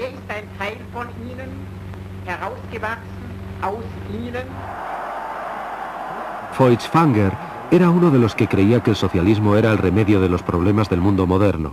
Él prefería a Stalin mucho antes que a Hitler.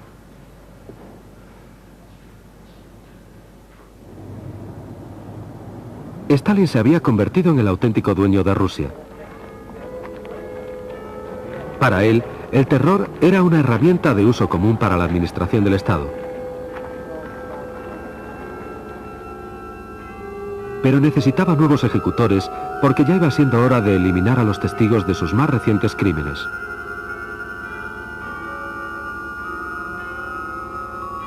El 28 de julio de 1938, Laurenti Beria fue nombrado adjunto a Yezhov.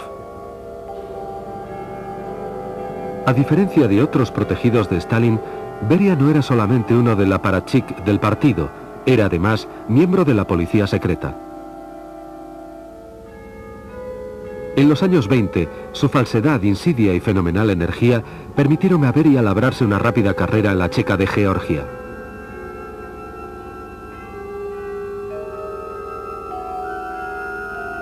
No había cumplido todavía los 30 años cuando había conseguido ya ser su presidente.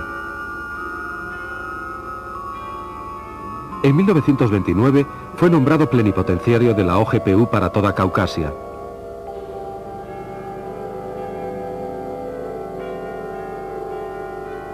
Stalin coincidió con él durante unas vacaciones en Georgia. A partir de entonces, Beria continuó su escalada, pero ahora dentro ya de la jerarquía del partido.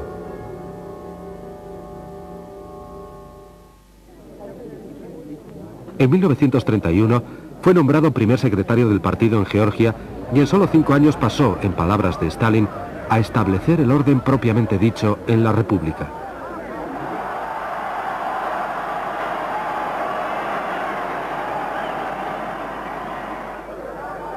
Hacia 1937, Beria se había convertido en el dictador de Georgia, un pequeño Stalin.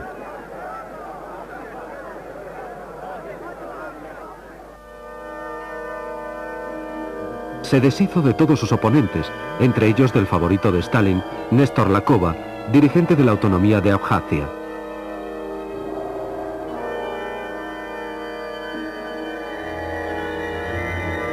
Lakova fue elegido sucesor de Yagoda en la NKVD, pero rechazó el nombramiento. No deseaba abandonar Abjasia, prefirió quedarse para luchar contra Beria por el dominio de Transcaucasia.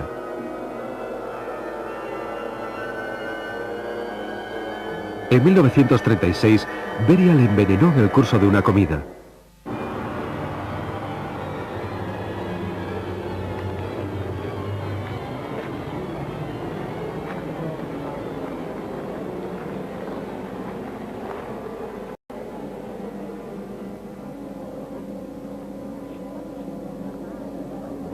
Al año siguiente, todos los parientes de Lakova habían sido eliminados.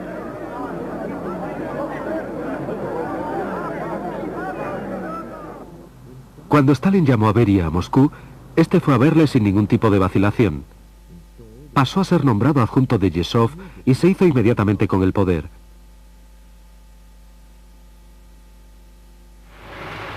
El 9 de diciembre de 1938, la prensa anunció su nombramiento como jefe de la NKVD. Yesov, como su predecesor Yagoda, fue denunciado y desapareció, así como los miembros de la NKVD que habían estado a sus órdenes, los mismos gloriosos hijos de la madre patria, como recientemente habían sido llamados en el Kremlin.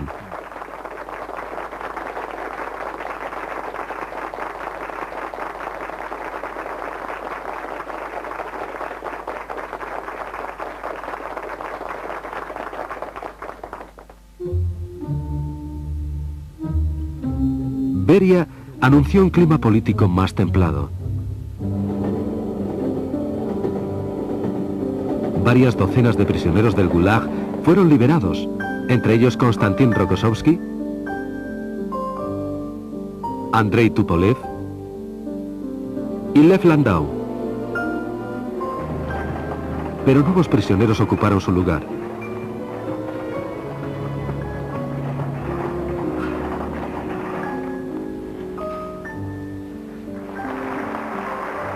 Entre las últimas víctimas de Stalin estaba su reciente favorito, el jefe del Komsomol, Alexander Kosarev. Para la juventud soviética, no existe nada más valioso que nuestro gran partido comunista bolchevique y nuestro querido camarada Stalin.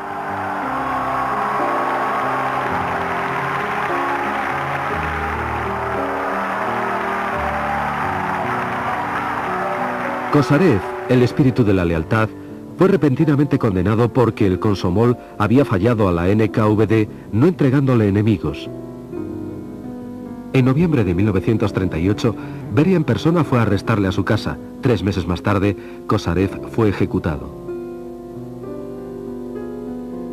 Entre las víctimas de Beria se incluyeron el director de teatro Vsevolod Meyerhold, acusado de apoyar a Trotsky y de espionaje a favor de 4 naciones. Nunca volvió de la prisión.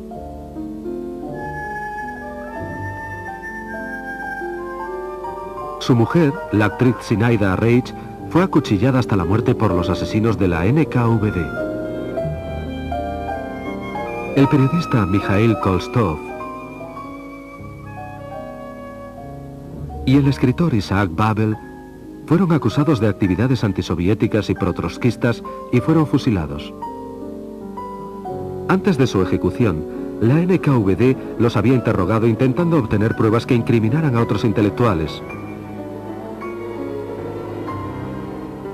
Al escritor Boris Pasternak,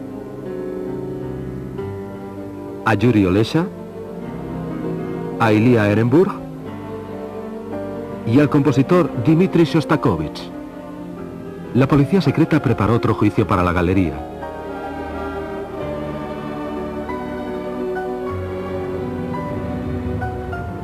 El clima político más templado de Beria no acabó con las torturas de los prisioneros.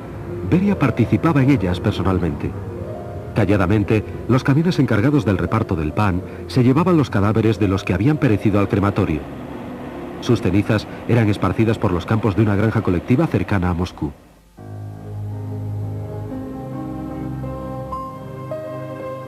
En 1940, Beria supervisó personalmente la operación para asesinar a Trotsky, el enemigo más odiado de Stalin. La NKVD reclutó a Ramón Mercader.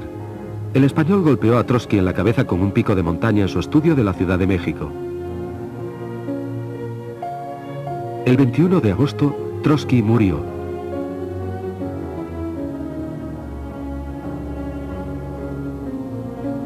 Después de que Mercader hubiera cumplido 20 años de prisión en una cárcel de México, le fue otorgada la Estrella de Oro de Héroe de la Unión Soviética.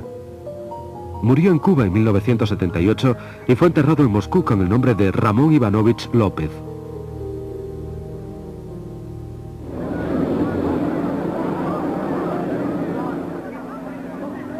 En agosto de 1940, la NKVD comenzó a purgar a los estados bálticos recientemente anexionados, Estonia, Letonia y Lituania.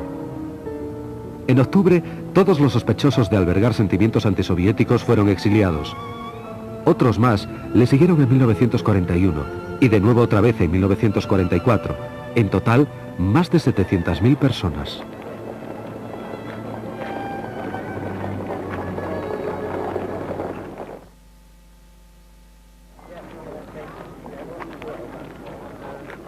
La Unión Soviética estaba al borde de la guerra.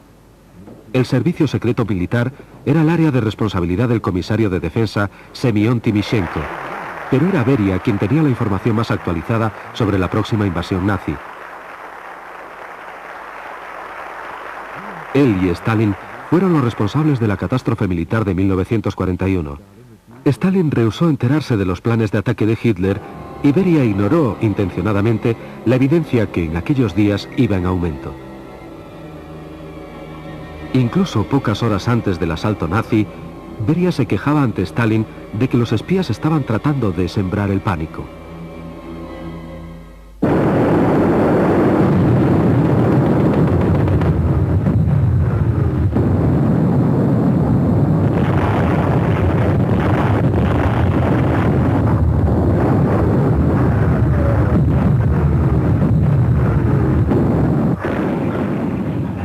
La guerra trajo consigo más trabajo para la NKVD, pero ello no cambió sus métodos.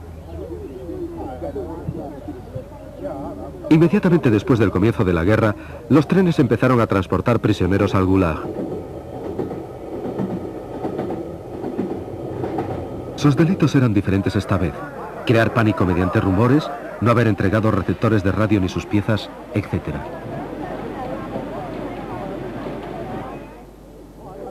También se encarceló a soldados que habían sobrevivido a asedios.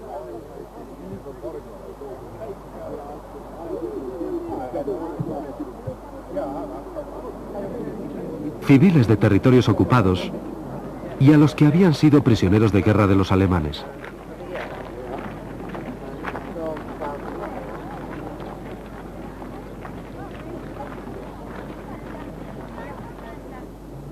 Grupos étnicos enteros del interior de Rusia fueron acusados de colaboración con los alemanes.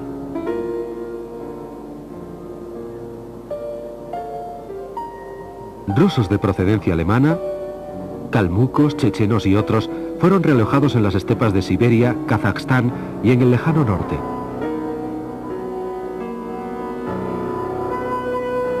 Fueron seguidos en 1944 por los tártaros de Crimea.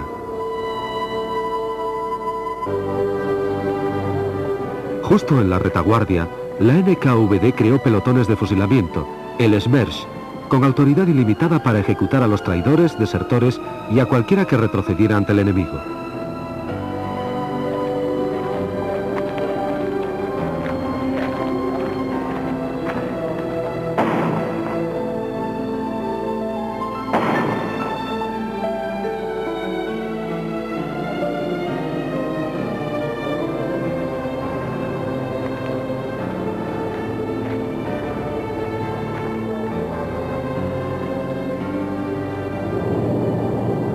La NKVD también tenía unidades de combate. Batallones de sabotaje operaban detrás de las líneas enemigas.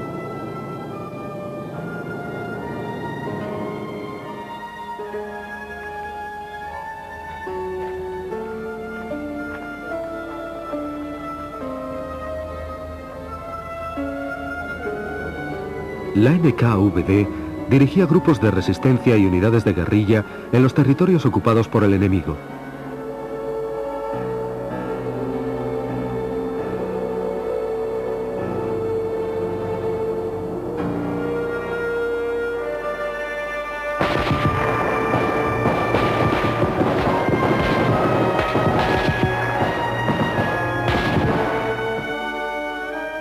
En 1943, los alemanes descubrieron una tumba colectiva de oficiales polacos en el bosque de Katyn, cerca de la ciudad de Smolensk.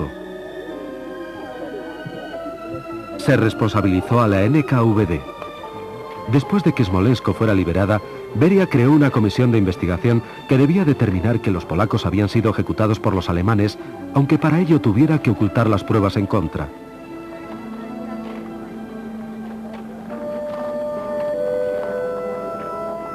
En aquellos momentos, los aliados occidentales no deseaban poner en peligro sus relaciones con la Unión Soviética y pasaron por alto el caso. Solamente documentos recientes de los archivos de la NKVD demuestran, más allá de toda duda, que los oficiales polacos fueron asesinados en 1940 por orden directa de Beria.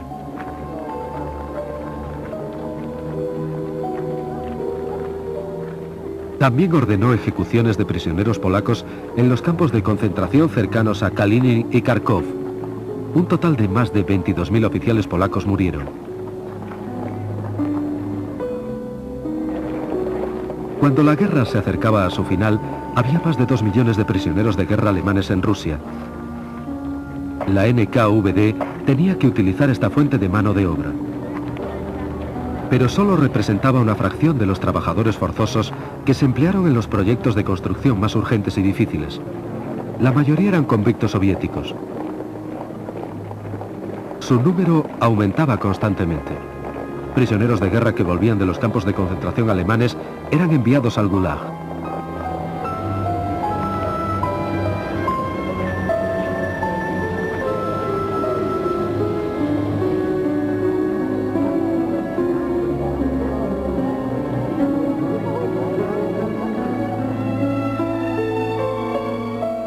Stalin dirigía a Beria y a sus oficiales. A Beria se le concedió las órdenes de Lenin y de la bandera roja. Por el realojamiento de las naciones del Cáucaso y de Crimea, recibió la mayor recompensa de un jefe militar, la Orden de Suvorov. También fue nombrado héroe del trabajo socialista.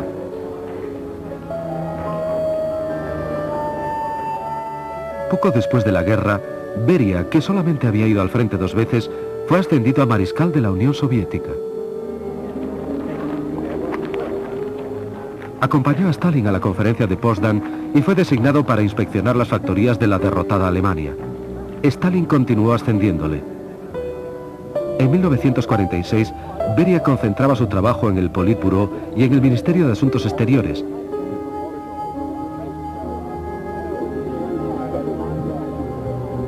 Al mismo tiempo, encabezaba el Ministerio de la Seguridad del Estado. Se le encomendó supervisar la investigación nuclear.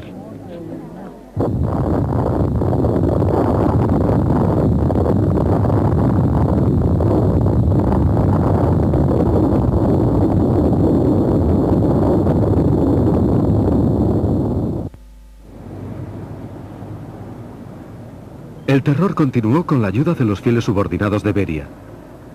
Dekhanosov, Goglidze y Merkulov. Se hicieron planes para otra nueva purga, en parte para suprimir al Comité Judaico Antifascista. Después de la invasión nazi, Stalin convocó una reunión de los representantes del pueblo judío en Moscú. El actor Solomon Michoels, el escritor Ilya Ehrenburg y otros famosos intelectuales judíos habían solicitado a sus hermanos de todo el mundo que ayudaran a la Unión Soviética a luchar contra el nazismo. Su llamada fue escuchada. En Estados Unidos se creó el Consejo Judío de Ayuda a Rusia y fue encabezado por Albert Einstein.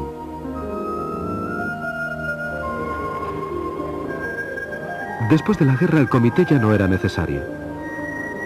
En enero de 1948, su presidente Solomon Michoels fue enviado a Minsk para supervisar unas actuaciones teatrales. Iba acompañado por un experto en arte de la NKVD.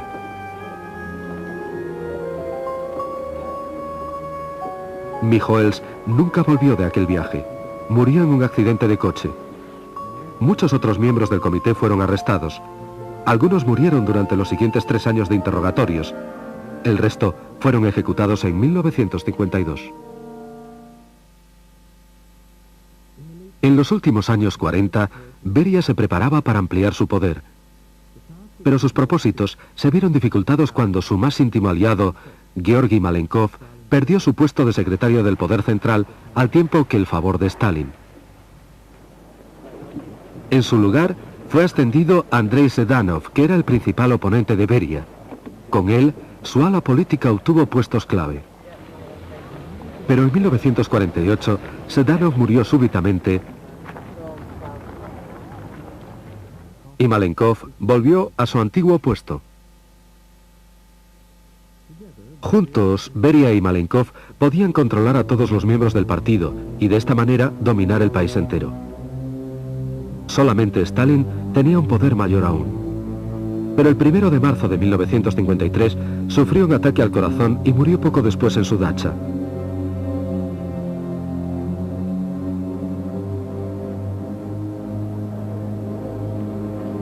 El 9 de marzo, Beria pronunció un discurso de alabanza en el mausoleo de Lenin, dejando caer que él sería el siguiente jefe del partido. Beria intentó consolidar su poder. Nombró a Malenkov presidente del Consejo de Ministros. A una sugerencia suya, el personal de la seguridad del Estado y la policía fueron unificados bajo el mando del Ministerio de Asuntos Exteriores, dirigido por Beria. Beria planeaba eliminar a sus rivales de élite del partido: Molotov, Voroshilov, Kaganovich, Mikoyan, Bulganin y Khrushchev, y secretamente puso a sus hombres en alerta.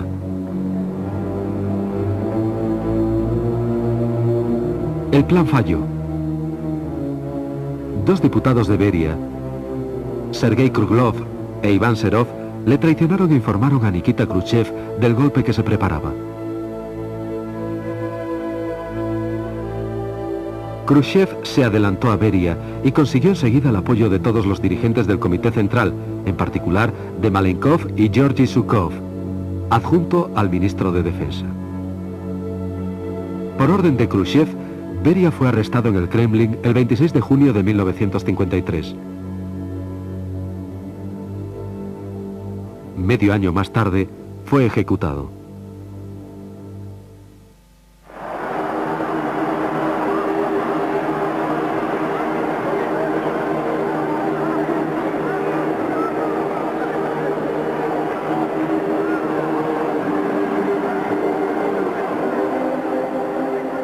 A los 3 meses, Khrushchev nombró a Iván Serov primer presidente de una nueva institución que llegaría a alcanzar renombre mundial: el Comité de la Seguridad del Estado, el KGB. Bajo esta nueva denominación, el servicio de seguridad soviético operaría durante más de 4 décadas, siguiendo la tradición de la Checa, de la OGPU y la NKVD.